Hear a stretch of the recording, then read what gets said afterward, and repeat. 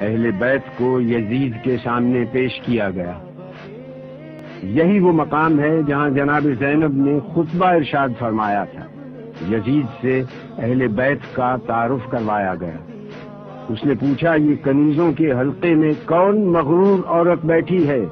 جواب ملا، یہ علی کی بڑی بیٹی رسول کی نواسی زینب کبریٰ ہے۔ دربار والوں نے اٹھ کر دیکھنا شروع کیا تو کنیزوں میں سے ایک کنیز نے کہا کہ تم لوگوں کو شرم نہیں آتی؟ اپنی گردنیں نیچی کرو۔ زبیر ابن قیس نے یزید کے سامنے سر حسین پیش کیا اور کہا کہ امیر مبارک ہو، قیدی آ گئے، محمد کا نواسہ قتل کر دیا گیا۔ اس کے بعد شہداء کے سر پیش کیے گئے۔ یزید نے پورے دربار کا جائزہ لیا۔ یہودیوں کا عالم راس الجالود، سفیر روم، نصرانیوں کا عالم، علماء اور اراکین دولت موجود تھے۔ اس نے سورہ آل عمران سے اس آیت کو پڑھا، خدا جس کو چاہتا ہے ملک دیتا ہے اور جس سے چاہتا ہے ملک لے لیتا ہے، جس کو چاہتا ہے عزت دیتا ہے، جس کو چاہتا ہے ذلت دیتا ہے۔ جناب زینب نے یزید کو مخاطب کر کے کہا کہ آیات کو اپنے مطلب کے لیے استعمال مت کر۔ اس وقت تیرا اس آیت کو پڑھنے کا کیا محل ہے؟ اس کے بعد آپ نے اپنا تاریخ ساز اور عہد آفرین خطبہ ارشاد فرمایا۔ شروع کرتی ہوں اللہ کے نام سے جو رحمان و رحیم ہے۔ ساری تعریف عالمین کے رب کے لیے ہے۔ میں ستم دیدہ سہی مگر تعریف تیرے لیے، میرا گھر تباہ سہی مگر ہم تیرے لیے، میرا خاندان کشتہ راہ وفا سہی مگر بندگی تیرے لیے، اور درود و سلام میرے نانا پر۔ آپ نے جیسے ہی خطبے کا آغاز کیا، دربار والوں نے پہچان لیا کہ جس بات کو چھپایا جا رہا تھا اب وہ بات آشکار ہو گئی۔ ہر طرف سرگوشیاں شروع ہو گئی۔ ہاں، برا انجام ہے ان لوگوں کا جو اللہ کی آیتوں کی تکذیب کریں اور جو اللہ کی آیتوں کا مذاق اڑائیں۔ کیوں یزید، تو نے اللہ کے قول کو بھلا دیا؟ اللہ کا قول یہ ہے کہ کافر یہ گمان نہ کریں کہ ہم نے جو ان کو مہلت دی ہے وہ اس لیے دی ہے کہ ان کا زمانہ ہمیں پسند آیا ہے یا نہیں۔ یہ مہلت اس لیے ہے کہ وہ گناہ پر گناہ کیے جائیں تاکہ عذاب زیادہ ہو۔ کیا یزید تو گمان کرتا ہے کہ یہ ملک ہے نہیں، یہ مہلت ہے؟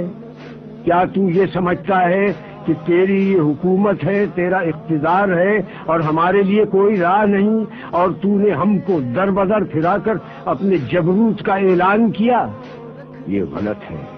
ہاں یزید، ایسا ہوا کہ ہم شہر بشہر پھرائے گئے، ہم کو لوگوں نے دیکھا کہ ہمارے سروں پر چادریں نہیں تھیں۔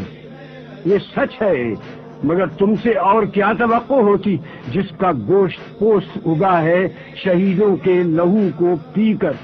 اور تو کیوں جلدی نہ کرتا ہماری شہادت پر؟ کیونکہ تیری نگاہ بغض، نگاہ عداوت ہمارے گھرانے پر لگی ہوئی تھی۔ اس کا لشکر کمزور ہے، یہ تو جان لے گا۔ میں دیکھ رہی ہوں کہ تو میرے خطبے کو روکنا چاہتا ہے، تو کسی اور کام میں مصروف ہے۔ ہاں، اب جتنی تجھ میں ہمت ہے ستم اور کر لے۔ یزید، تو ہم کو ڈراتا ہے؟